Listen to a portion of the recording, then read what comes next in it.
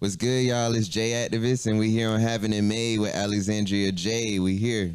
1, 2, 3, 4, 5, 6, 7, 8, I don't 9. need your respect, cause I got it, made. I got it made. I got it made. I got it made. I got it made. I got it made. I got it made. I got it made. I got it made.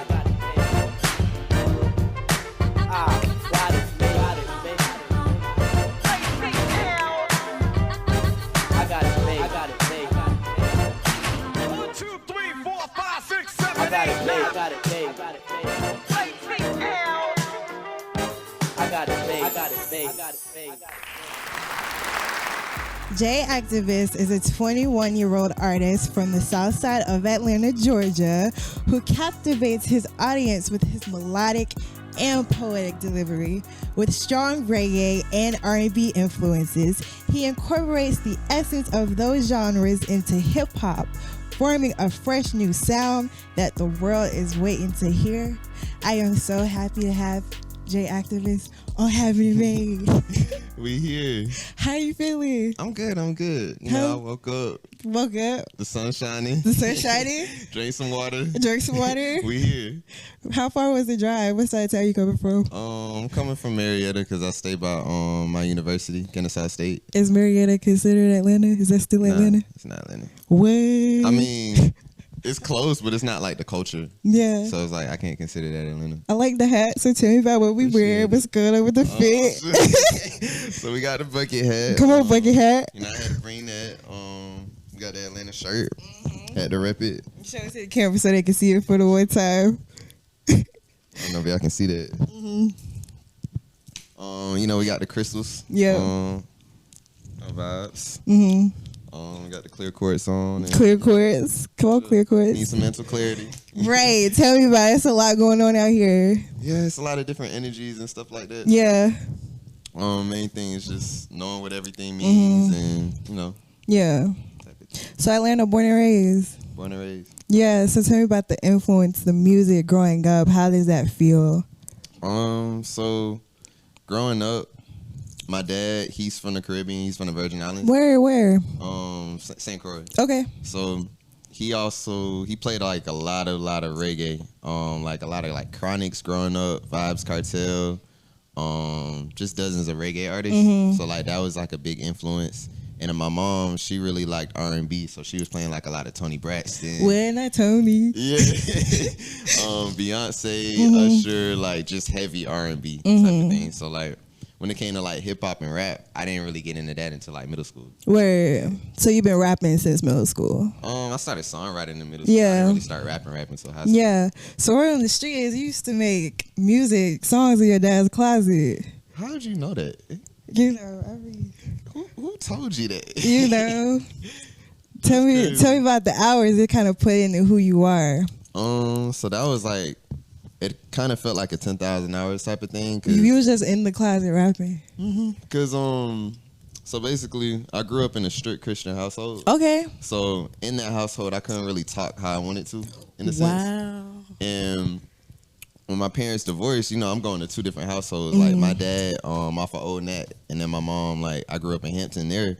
So it's like at my dad's house, that's more the Caribbean households. I could talk a little more relaxed. I could kind of just relax a little bit more. My mom's house is real strict, so it's like I can't say yeah. I can only say yes and no type of thing. So whenever I go to my dad's house a couple days out of the week, that's what inspired me to order like a $50 studio set.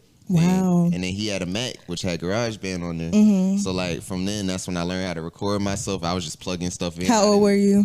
I was probably about 14. Okay. 14, 15, something like that. And then, you know, I'm just recording in the closet, just trying to get better. What? Do you feel like you can feel that balance, like with your mom being kind of the stricter parent and then your dad, the reggae, like, do you exude that balance in your music currently? Not really. Because once I got maybe like 17, 18, that's when I really feel like I just kind of I just kind of put it all out there. Yeah. Because for a while I was kind of holding back in my music because I know my parents was listening, and that's just a little weird growing up. Yeah. My parents hearing me cussing my music, but it was just a weird dynamic. So it's like I let go of that eventually. What's that like listening to your music like in front of your mom who's a little bit stricter? I don't play it in front of my mom. What? You don't play? Nah, even when it comes to like shows and stuff like that, it's just kind of a weird dynamic. What? Yeah. But I know she's probably like, what you doing out here? Yeah. Yeah. So are you the only child? Where do you fall within your family? So I'm the youngest on my mom's side. I Okay. grew up the youngest. Yeah. Like I just had a baby sister on my dad's side. Okay, congratulations. So like that was new. Yeah. But I grew up the youngest, so I got to watch my siblings like, make their mistakes. Yeah. Go through their trials and tribulations. Yeah. My mom was also a different parent when Okay. it was like growing up type of thing. So I really just got to study everything, and it kind of just made my life easier. Yeah. Do you feel like they have the music gene as well, like your other siblings? I feel like I'm low key the only one in my family that got the music you're a gene. golden child. Because it's like I never had an uncle or aunt or anything that did anything to do with music. Yeah. Like nobody was a producer. Nobody was in the music industry. Like Yeah. the closest thing was my mom being in church choir. Okay, word. That's it. That's a fun fact. Yeah. You met most of your friends in college, like making music with them. Yeah, for sure. So like I will say my freshman year of college, I had a totally different group of friends. Like, Okay, tell me about it. my friends was like nursing majors, psych majors, like just going in totally different directions in life. And I also feel like we was kind of growing apart with a lot of those friendships. So one thing I really started writing down and just speaking out into existence is just I'm surrounded by creatives or just people that think like me. So it's like by the time I got to my sophomore year, my junior year, all my friends are like creators or they do something in entertainment in a sense. So it's like that was refreshing. And you feel like you guys have all kind of grown together. Yeah, definitely. Yeah, you guys hold each other accountable, you would For say? sure. I've cussed my friends out. What? You be cursing your friends out? Yeah, it was like What does cursing your friends out look like? I remember one of my friends, What? he had like this job that he really, really hated Yeah. and everything. And it's not like he really like needed it. Like it wasn't like a life or death thing. And he was really trying to get like some type of studio internship. So there was a big intern fair with like Grammy winning producers, all of that there. And I was like, you gotta be here. I was telling him about it for over a week. And he chose the job that he really didn't need over the internship fair. So I was like, nigga, what you doing? Like, you don't care about your future? Yada, yada, yada. So, like, I really kind of just went in for a second. But I feel like iron sharpens iron because I want one of my friends to do that to me if I'm not thinking on that level, in a sense. So it's like important to hold your friends accountable. Definitely. Word. Okay. So I see like you're out here performing at GSU, KSU, like you on the stage, like the program. Like, have you always been a confident person when it comes to performing? No. So, I would say my first, like, real performance, I was 16. Okay. I did a showcase in Atlanta, like one of them typical Atlanta showcases. And I had, like, my mom there, my dad there, they brought their friends, everybody was there type of thing. And at the time, I just didn't know how to perform. Like, I wouldn't say I was nervous on stage, but it's like I just didn't know what to do up there. So, like, I got up there and I'm just kind of like... You're staring in space. I didn't really, like, know what to say to the crowd. Yeah. So I kind of just did my song. I didn't have a performance track, none of that. And then I think that's what kind of, like, made like my parents and their friends kind of like just doubtful with me ever doing music in a sense subconsciously. Yeah. Like they didn't actually they kind of did tell me that a little bit, but not directly. But yeah, I feel like that kind of left a bad taste in their mouth because they was like, oh, he can't even really just go up there and perform. So like, why would he ever be able to, make it type of thing. So after that, I wouldn't say like I avoided the stage, but I just wasn't quick to try to perform. Then when I turned about 18, I'm about to graduate college. Not college. I'm about to graduate high school. Right. And my mom gave me an opportunity to perform for my graduation party. Okay. And off of Terra Boulevard, it was this restaurant called Jamaican Taste. And I performed for my graduation party. But this time I went into it, I was like, let me prepare. So like I started rehearsing. I made sure I picked out what songs I was going to do. And then, by the time came, I was just ready. Yeah. So, like, you feel like them having that bad taste in their mouth kind of forced you to grind harder. yeah, like I kind of had a chip on my shoulder, a point to prove at that point. Right. So with that point being proven, like, where did you feel like you had to, like, show your stage presence and grow, like, as an artist? I feel like how did you change? I feel like that kind of came after college, after getting coached. Okay. Cause when I first found out about NSEG, I was in college. This is probably halfway through my freshman year, and I see they was having rehearsals at Georgia State. So I pop up one day, and I walk in, and this is like my first time being super nervous about performing. Cause like, I walk in, I see this artist. Her name's Taylor Nixon. She has a 10-minute set. Yeah. She come in rapping. Then the music stops, and then she like fall down to the ground, and then she do like some big heartbeat shit, and then she get back up. This is all a part of the performance? Yes. Okay. She start going a cappella. Yeah. And then she start talking about like her past and stuff like that, and then she get back into rapping, and I was just like, how am I supposed to follow up with that? Like, they really do this, and I ain't never seen like people perform at a high level at like such a early stage type of thing. So that was an eye opener for right. So okay, so now you're in college, the transition from high school. Like, what does this look like for Jay the activist going into the program, being coached, like the music? Like, where are you in this stage when you're in college? So honestly, when I found out about that, that was kind of everything I needed. Yeah. In a sense, because like in high school, I'll say about 2020. That's when like I was shooting my first music video. Yeah. I was kind of like, and you got some decent music videos. Like the DPs, they be doing their thing. Appreciate it. Yeah. 2020. That's when that's where the confidence thing was like. I really started realizing the confidence thing. Okay. Back then, I did not like to be in front of a camera at all. Yeah. Like, period. So even when it came to my first music video, one of my friends that was the feature on it, I wouldn't have did it if he wasn't in the song. Like, that played a big role. And which music video is this? It's a song called On the Low. Okay. So like if it wasn't for him, I don't think I would have shot that video. I don't think I would have took that step. So it's like after that, I kept saying affirmations to myself, and I kept just doing different inner workings to boost my confidence. Yeah. In a sense. So by the time I got to college, and then I step on campus and I see hundreds of people and I don't know nobody, I was like, for one, I need to build my confidence, and I also need to be a little more extroverted. This is something I really want to do. I feel that. Type of thing. So you feel like it was a time for you were forced to break out of your shell. Definitely. Like, I had no choice. Right. It's either do or die. Literally. For sure. Okay, so you created a track called Still Atlanta, which was a viral moment for you in response to Omeretta's Sorry Not Sorry. Let's talk about it. Okay, so basically, when she dropped that song, that was literally the conversation, like, every time you stepped out the house in Atlanta, like, for days. Like, every time you open up Instagram, that's all everybody's talking about. And basically, what was she saying in the song? She was like, if you're not born in the inner city, you're not Atlanta. Like, and I was like, everybody was like, what? Like, that don't make no sense. So you saying all these legends that weren't born inside the city are in Atlanta. So I'm talking about it and everything, and my brother was like, why don't you just make a response track? Okay. I was like, I'm not gonna do that shit. Right. So one day I'm bored, I had time. No one day you was bored. I ended up just making one. So then I sent it to, I was like, it needs a feature though. Like, it needs something to really take it over the edge. So I hit up somebody I went to high school with. He's an artist too, BTF Nate.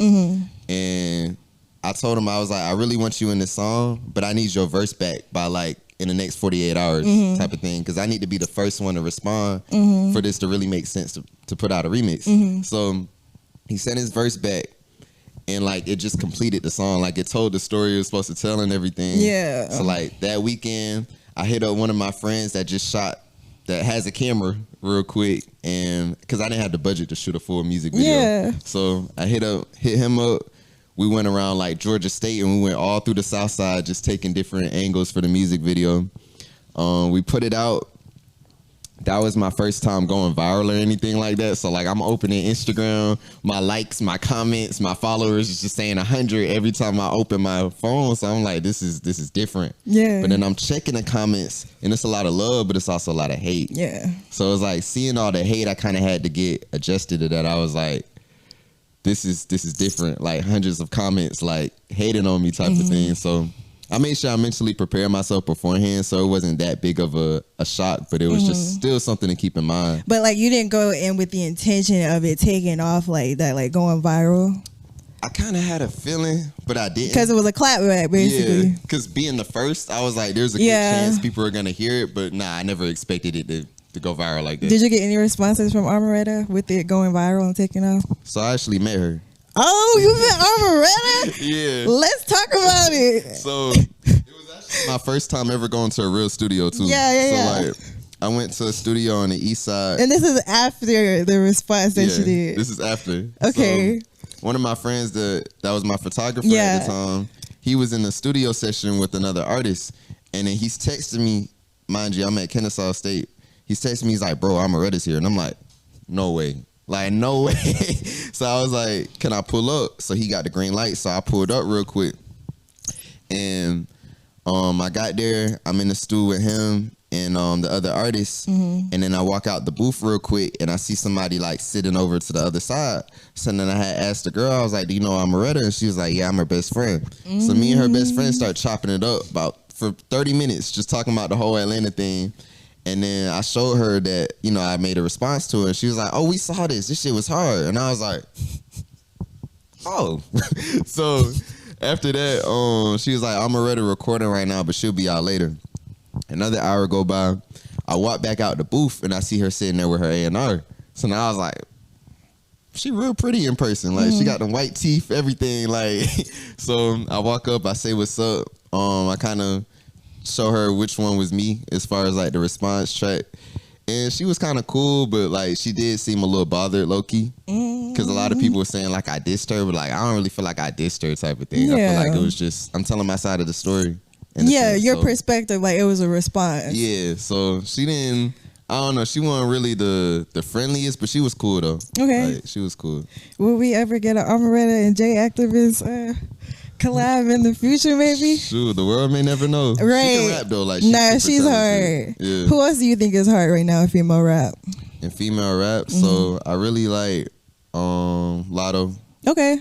Me and Lotto grew up 5 minutes apart. Okay, so that's Lotto, cool. for sure. Mona Leo, I like her too, like her unorthodox type of flow. Anisi, I know she just came out. She crazy. Who else? Those are the ones I can think of at the top. Right. They dope. And then it's this other artist. Her name like Samara Wren or something like that. She like, I think she in LA or something like that. But she cold. Well, I'm putting those collabs in the air for you. Let's put it in the atmosphere. Let's put it in the air. For sure. Okay, so let's talk about Warm Nights Volume 1. Also Warm Nights Volume 2.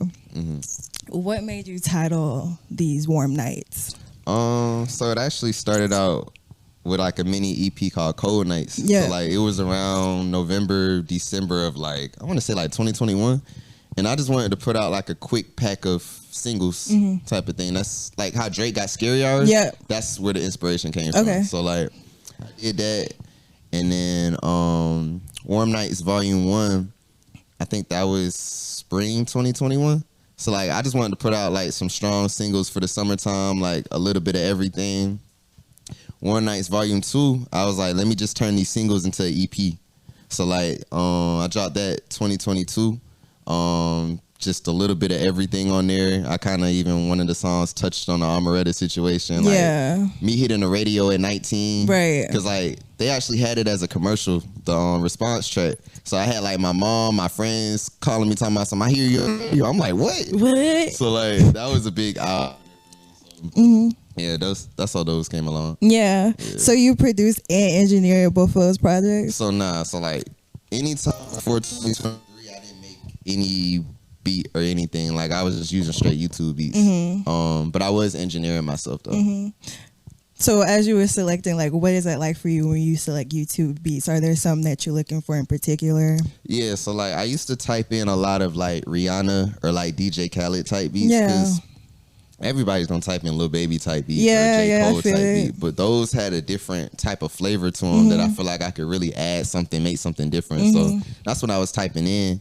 Then last year, 2023, I met actually through my music business program.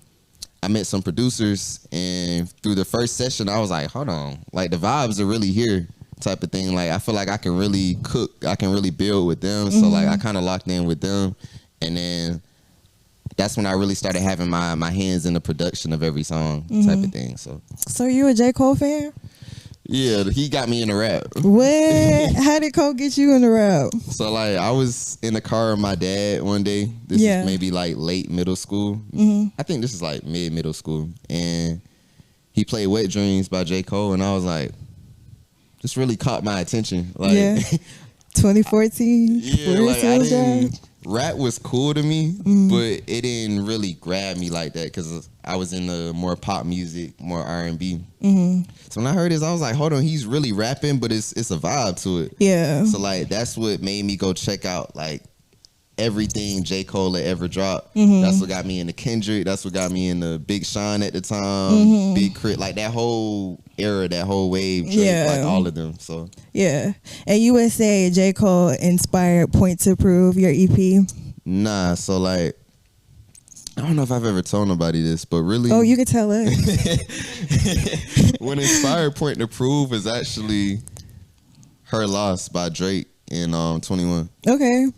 Just with mainly like the trap side of it. That's what really like heavily inspired that, and then I just wanted to put me all over that project in a sense. So I would say that was it sonically. Yeah. So like even 21 and Metro Boomin, like the stuff that's going on. How you feeling? Dang, because even the whole big, Yeah. I feel like they all good at different things, but honestly, I feel like that's what hip hop needed. Like, Okay. it needed people to be competitive instead of like lovey dovey all the time. Yeah. And it don't have to be super super serious. It can just be on some fun shit. So. I feel like that's what hip hop needed. I'm glad Kendrick took that step of responding, talking about some "It's just big me." Yeah. I don't like Cole's response Well, you don't like Cole's response? because it's like J. Cole, if you gonna your guy.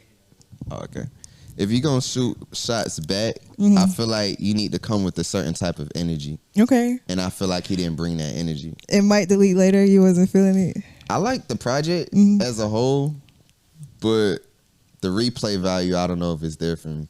I Yeah. don't know if I'm gonna be playing this 6 months from now, but I do love the lyricism and everything in it. So, What did you listen to the Metro Boomin and Future album? oh yeah, for You sure. liked it? Yeah, I liked it.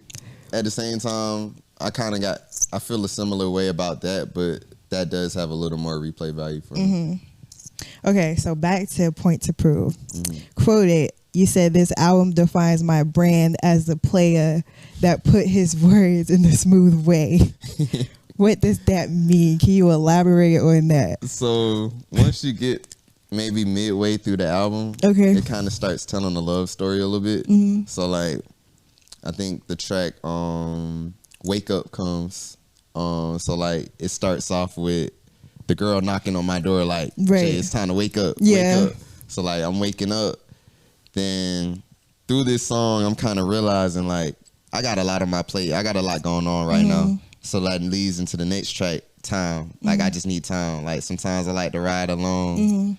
I'm cutting off my phone. So then I'm cutting off my phone, and now the girl is like on my line, like, nigga, why you cutting off your phone? You supposed to be giving me attention, yada yada yada.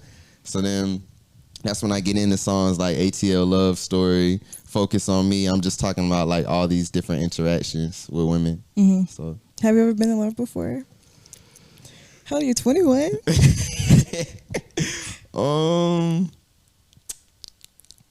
Was the EP about somebody? Like, what's the tea? I don't know if I would say like I've been in love before, but I have had like a lot of experience and interactions. Yeah. I've dealt with a lot of different types of people. Yeah. So, as far as being in love, I don't know like in the past. Yeah. So the next project won't be dedicated to anybody in particular. So that's the thing. Yeah. The next project is actually called We're Just Friends. Oh, so we're just friends. So like it touches on all those situationships and stuff like that, and even taking accountability, because there's times where I'll show a lot of love to somebody and then turn around and just tell them we friends. Wow. And that was just like a lot of growth and a lot of like me having to learn to be aware that like my Libra ways. Well, I commend you for being self-aware. Yeah, I really had to learn. I was like, dang, sometimes I love everybody I come in contact with, and they take it in a deeper way than I would. But that's just how I am. So it's like I really had to learn it. Would you consider yourself a flirt? Oh, he not gonna answer that. He's not gonna answer that question. I would say I have a lot of charm. Okay. I would say that's the best way to put it. Yeah. I'm charming. Okay. Noted. So We're Just Friends is in the works. Like, when can we expect it? So it was supposed to be something that would come out like within the next month or two. But honestly, with the way my life is set up right now, and just talking to my team and everything, it's just something that's gonna be put on pause for right now. Yeah. Like, it has such a strong concept. I have notes and notes full of ways I want to market it and promote it and stuff like that. So it's like I don't want to rush it. Okay. So like right now, really the focus is just putting together some strong singles. Maybe doing a few remixes. Yeah. And really just trying to just push the summer with those. Okay, look, come on, summertime. Yeah. We gonna be outside. Definitely. for Oh, sure. come on, for sure. Okay, let's play a game. So you're a J. Cole fan, right? Are you sure? Positive. Are you positive? Positive. Are we ready? Let's get it. Okay. I want you to name 5 songs off of the Sideline story. Ooh. Okay. Breakdown. Intro. Oh, intro. Which one is intro on the track list? It's the first one, right? Okay, just want to confirm. What is it? Okay. Rise and Shine. Okay. Um. Y'all keep it score. Okay. 3. Let me cook. Dang, I ain't listened to that album in a minute. Dang, I can't fold. Okay.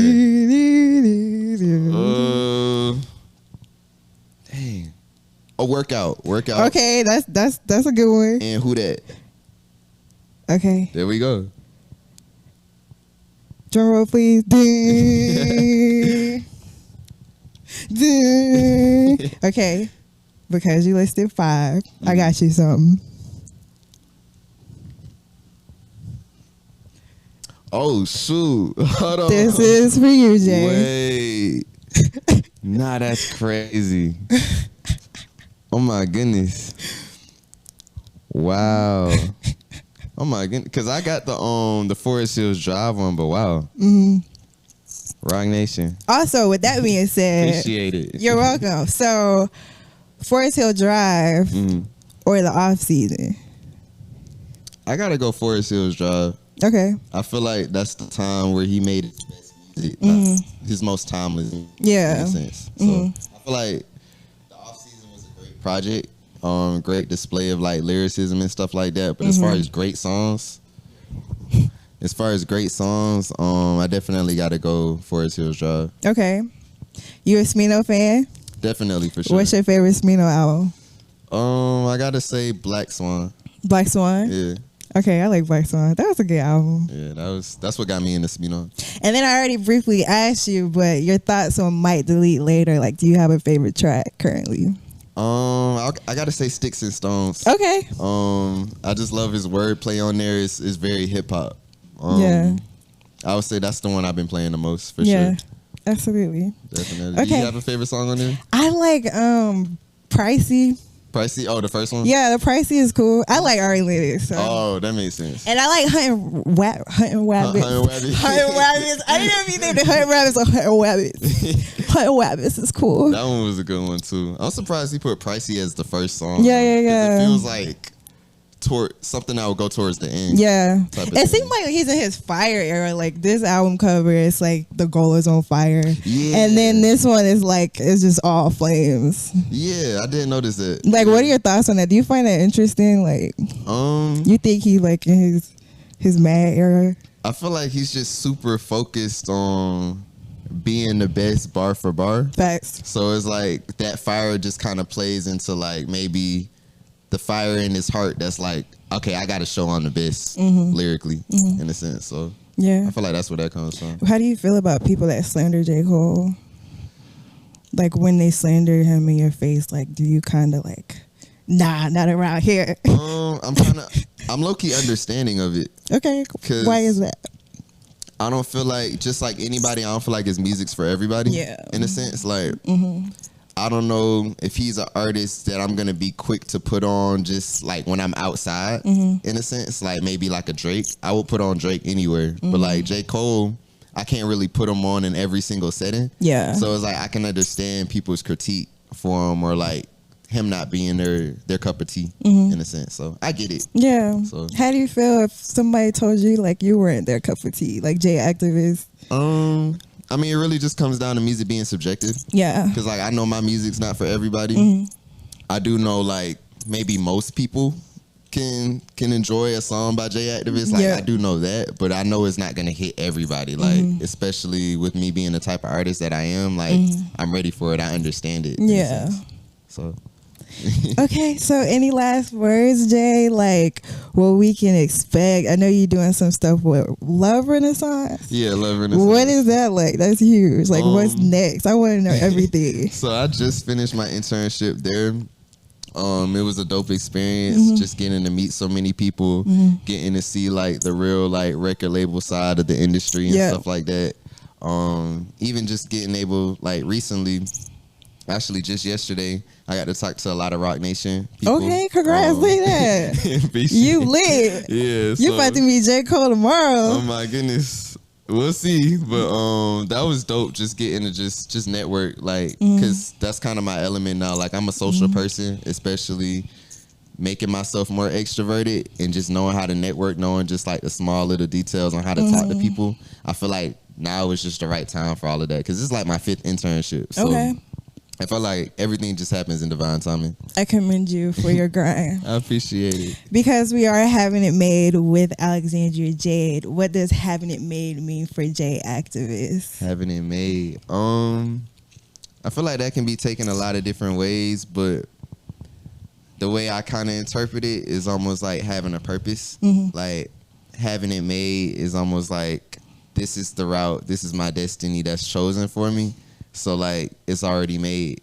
So like now I just gotta just stick to it in a sense. That's the vibe I get from it. I love it. How did you come up with it? You know, we haven't made, I manifested it out loud. I was like, this is the life I chose. This is the life I'm going to live. Life is going to flow the way I need it to. Like you said, purpose. Like that's the biggest thing for me. And I feel like you just inspired me today. So Oh thank my you. goodness. I'm honored. Absolutely. All right, before we go, like I said, any last words? What's you signing off? What do you want to let the viewers know before we head out? What I really want y'all to know is that I'm coming. Foot not coming off the gas no time soon. You're going to see me everywhere. Like, I'm here. It's 2024. It's a new year. We here. J Activist. Yes. All right, guys. Well, that is it for today's episode of Having It Made. I am so happy that I had J Activist on the podcast today. You guys be sure to subscribe to our channel and be sure to subscribe to our alerts on Spotify and Apple Podcasts. And we will see you guys next episode. I got it made. I got it made. I got it made. I got it made.